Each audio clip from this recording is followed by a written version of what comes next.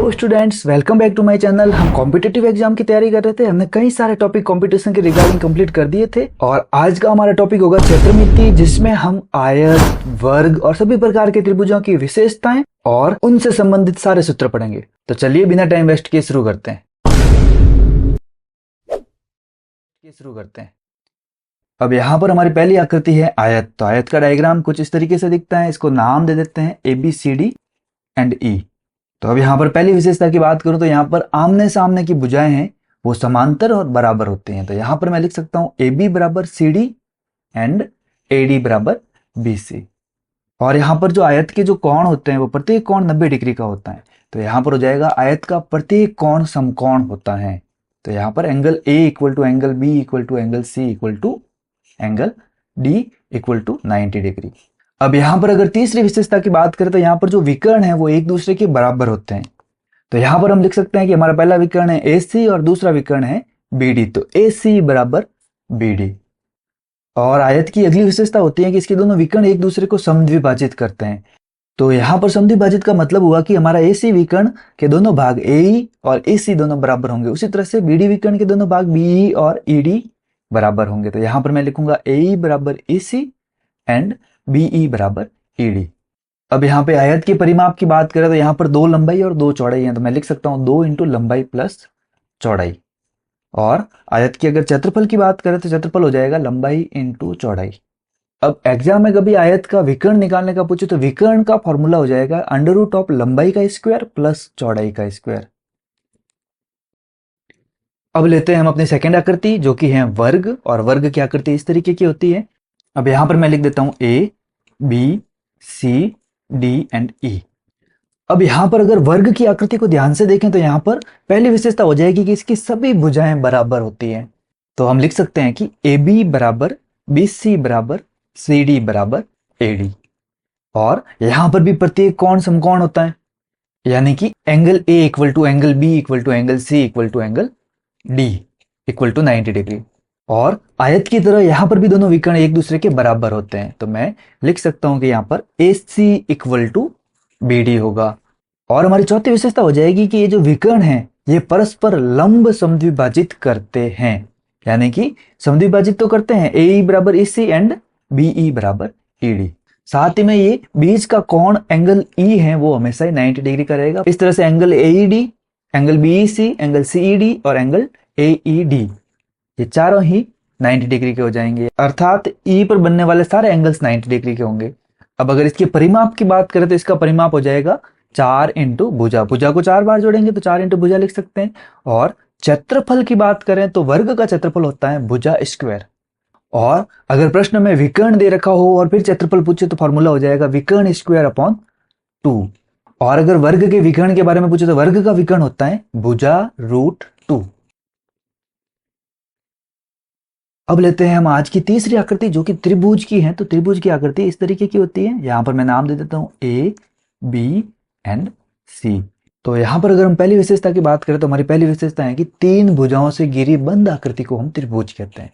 और यहां पर अगर हम अंत कोणों को देखें तो यहां पर त्रिभुज के तीनों अंत कोणों का योग होता है वो 180 होता है, यानी कि मैं लिख सकता हूं angle A plus angle B plus angle C equal to 180 degree. और हम तीसरी विशेषता की बात करें तो यहाँ पर त्रिभुज के बहिष्ठ कोणों का योग 360 डिग्री होता है। इसके साथ ही हमें पता होना चाहिए कि किसी भी आकृति के बहिष्ठ कोणों का योग हमेशा ही 360 डिग्री होता है। अगर मैं पूछूं कि चतुर्भुज के बहिष्ठ कोणों का योग कितना होता है तो वो भी 360 होता है। पंचभुज, चतुर्भुज, सप्तभुज सभी के बहिष्ठ कोणों का योग हमेशा ही 360 डिग्री होता है। अब हमारी फोर्थ विशेषता है कि त्रिभुज के बहिष्ठ कोणों का मान उसके शेष 2 अंत कोणों के योगफल के बराबर होता है। यानी कि अगर हमें B के बहिष्ठ कोण का मान फाइंड करना है जिसको हमने बोला है OBC, तो यहाँ पर एंगल OBC इक्वल टू हो जाएगा angle A plus angle C। यानी कि अगर हमें बहिष्ठ कोण निकालना है तो हम जो शेष अंत कोण है उनको योग करके निकाल सकते हैं। अब ये हो गया हमारा त्रिभुज A B एंड C। और अगर हम इसकी पांचवी विशेषता देखें तो पांचवी विशेषता हो जाएगी कि त्रिभुज की किसी भुजा का मान शेष 2 भुजाओं के योगफल से कम और शेष 2 भुजाओं के अंतर से ज्यादा होता है। तो यहां पर इसका मतलब हुआ कि अगर हम AB के मान की बात करें तो AB का मान हमेशा ही शेष 2 भुजाएं यानी कि BC प्लस AC इनसे कम होगा और BC माइनस AC इससे ज्यादा होगा। तो ये प्रॉपर्टी काफी इंपॉर्टेंट है और हमें इस प्रॉपर्टी के बारे में जानकारी होनी चाहिए, क्योंकि इसके आधार पर हम पता लगा सकते हैं कि तीन भुजाएं दे रखी हैं कि 3, 4 और 5, तो इनसे त्रिभुज बनेगा या नहीं बनेगा। कैसे पता लगाएंगे कि यहाँ पर 3 है तो उसका मान शेष दो भुजाओं के योगफल से कम होना चाहिए, या 4 है तो 4 का मान 3 + 5 से कम होना चाहिए। तो यहाँ इस तरीके से हम पता लगा सकते हैं कि 3 भुजाएं हमें दे रखी है तो उनसे त्रिभुज बन सकता है या नहीं बन सकता है। अब देखते हैं नेक्स्ट प्रॉपर्टी। तो नेक्स्ट प्रॉपर्टी है कि हम अगर त्रिभुज का परिमाप निकाले तो त्रिभुज का परिमाप निकालने के लिए हम AB + BC + CA कर सकते हैं। और अगर त्रिभुज के क्षेत्रफल की बात करें, हालांकि त्रिभुज का क्षेत्रफल हर केस में चेंज होगा, अगर समबाहु त्रिभुज होगा तो कुछ अलग होगा, समद्विबाहु त्रिभुज होगा तो कुछ अलग होगा, और विषमबाहु त्रिभुज या समकोण त्रिभुज होगा तो उसके परिप्रेक्ष्य में हम त्रिभुज का क्षेत्रफल निकालेंगे। लेकिन यहाँ एक जनरल फॉर्मूला दे रखा है कि अगर त्रिभुज का क्षेत्रफल निकालना है तो हम आधार और ऊंचाई को गुणा करके 1/2 से मल्टीप्लाई कर देते हैं, तो हमारा त्रिभुज का क्षेत्रफल निकल जाता है। अब अगर त्रिभुज ABC की सातवीं विशेषता की बात करें तो यहां पर है कि अगर त्रिभुज का क्षेत्रफल निकालना हो, त्रिभुज की भुजाएं दे रखी हो, यहां पर दे रखा हो कि AB का मान A है, BC का मान B है और AC का मान C है, तो हम यहां पर त्रिभुज का क्षेत्रफल निकाल सकते हैं। और क्षेत्रफल होगा रूट में S × S - A, S - B and S - C। A B C तो हमारी भुजाएं हैं और S है उसको हम अर्ध परिमाप बोलते हैं और उसका फॉर्मूला हो जाएगा A + B + C / 2। तो यहां पर अगर प्रश्न में त्रिभुज की तीनों भुजाएं दे रखी हैं तो ये फॉर्मूला हमेशा ही अप्लाई होगा। तो इस फॉर्मूले से हम किसी भी प्रकार के त्रिभुज के क्षेत्रफल को निकाल सकते हैं।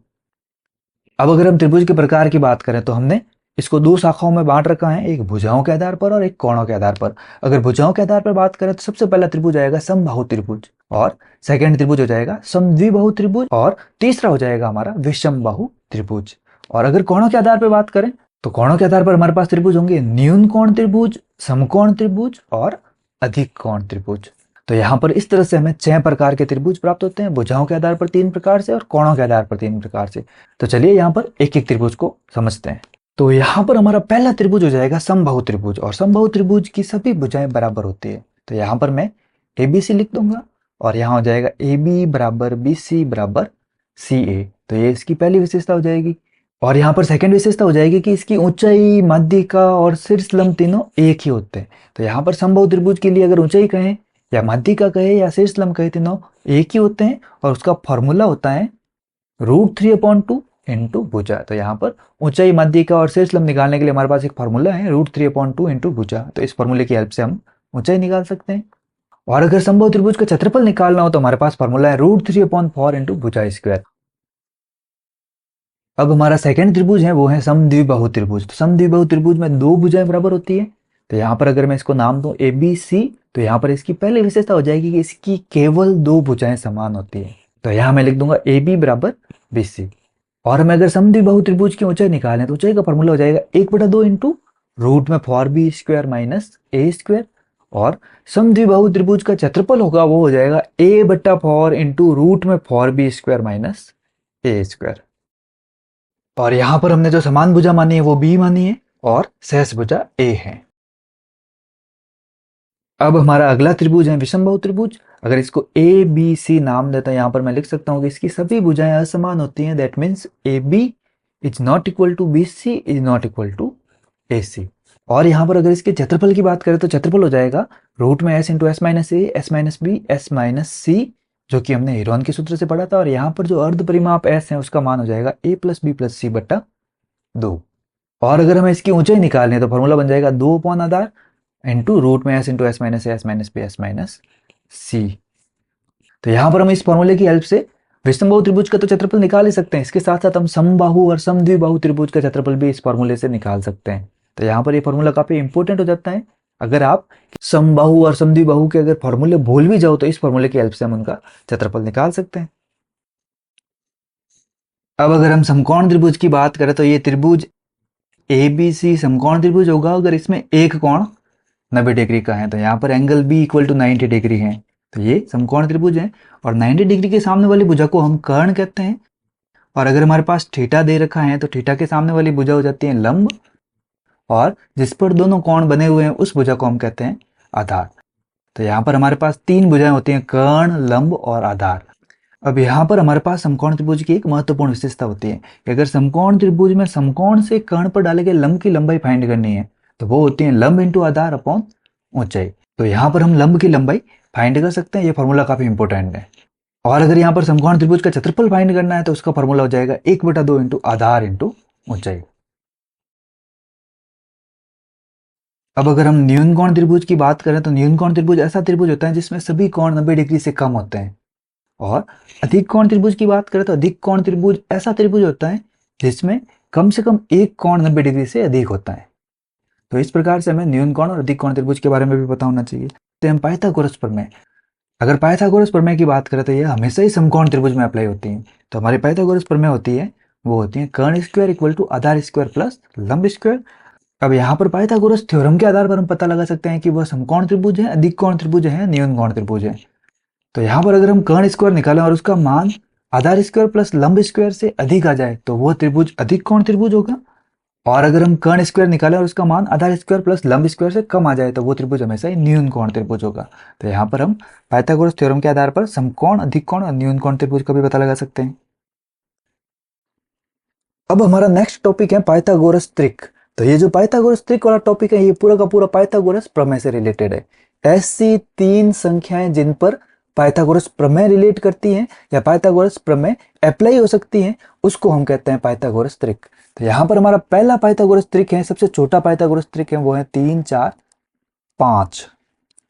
अब अगर 3 का स्क्वायर करें, 4 का स्क्वायर करें और 5 का स्क्वायर करें तो यहाँ पर 3 का स्क्वायर हो रहा है 9, 4 का स्क्वायर हो जाएगा 16 और 5 का स्क्वायर हो जाएगा 25। और यहाँ पर हम देख सकते हैं 9 + 16 इक्वल टू 25। तो यहाँ पर सबसे बड़ी भुजाएं वो कर्ण होगी और इन दोनों में से कोई आधार और कोई लंब हो जाएगी। तो यहाँ पर 3 4 5 एक पाइथागोरस त्रिक है क्योंकि यहाँ पर इन तीनों संख्याओं के लिए पाइथागोरस थ्योरम अप्लाई हो रही है। तो यहाँ पर अगर मैं इसका दुगुना करूँ यानी 2 से मल्टीप्लाई कर दूं तो 6 8 और 10। यहाँ पर आप चेक करोगे तो 36 + 64 = 100, यानी कि इनका स्क्वायर भी बराबर बराबर पाइथागोरस प्रमेय को अप्लाई करेगा। तो यहाँ पर 2 से गुणा करने पर भी एक पाइथागोरस त्रिक आ रहा है। अगर हम इसको 3 से मल्टीप्लाई करें तो 9 12 और 15 भी एक पाइथागोरस त्रिक होगा। इसको 4 से मल्टीप्लाई करके देखते हैं तो 4 से मल्टीप्लाई करेंगे तो आ जाएगा 12 16 और 20। तो इस तरीके से हम इसको अगर 9 से मल्टीप्लाई करें तो 9 से मल्टीप्लाई करें तो हो जाएगा 27 36 और 45। ये भी एक पाइथागोरस त्रिक होगा। अब अगर एग्जाम में आपको प्रश्न पूछे कि पाइथागोरस ट्रिपलेट की 2 संख्याएं 27 और 36 हैं तो तीसरी संख्या क्या होगी। यहाँ पर तीसरी संख्या निकालने के लिए हम इनको जितना डिवाइड कर सकते हैं किसी संख्या से उतना करते हैं। तो यहाँ पर सबसे पहले मैं 3 का डिवाइड करता हूँ तो 3 का भाग इसमें जाएगा 9 बार और 3 का भाग इसमें जाएगा 12 बार। अगेन 3 का डिवाइड हो रहा है तो 3 का डिवाइड किया तो यहाँ पे गया 3 बार और यहाँ पे गया 4 बार। अब यहाँ पर पाइथागोरस ट्रिपलेट की पहली संख्या 3 है और दूसरी संख्या 4 है तो हमें पता है कि तीसरी संख्या 5 ही होगी।